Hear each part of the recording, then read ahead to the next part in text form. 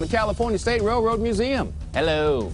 Say, man, what's wrong with that? Yeah, you know, it was 1769 when the first settlers, offshore settlers, came here. They were the Franciscan monks from Spain.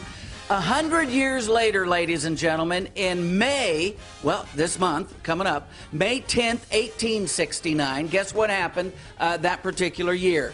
It was in Promontory, Utah, the Golden Spike. So now California, which used to be isolated all by itself, now is connected to the rest of the country. Phil, I was learning a little bit about the railroads. Yeah, that's when we became connected to the rest of the country. I was learning around that time, there's about 20,000 or 30,000 miles of railway. Most of that was east of the Mississippi. Virtually all of it was east of the Missouri River. Yeah, and then after the Promontory thing hit, 200,000 miles of rail cars in the United States. And that is responsible for why California is the #1 ag state in the country, right? Absolutely. We have this wonderful climate, this great growing season, but until the railroad, there was no place to ship products to market. Yeah, that is true. And one of the reasons everybody loved California produce, look at these beautiful labels. These are all original labels dating back to the early 1900s.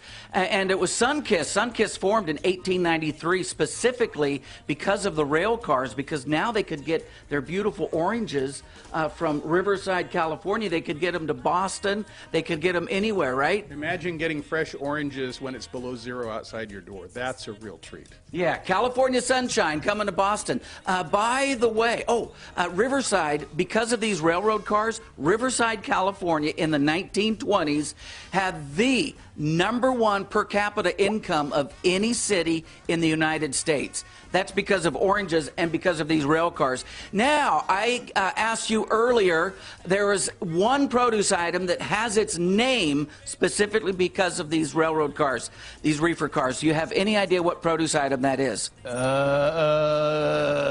No. No idea, do you? No idea.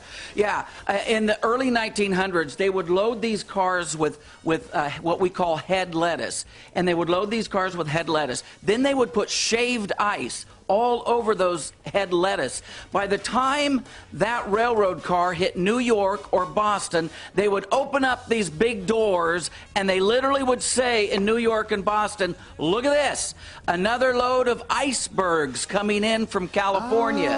That's why we have iceberg lettuce today, because of these railroad cars. Thank goodness for these railroad cars, because now agriculture is a $30 billion industry because of these cars. Wow.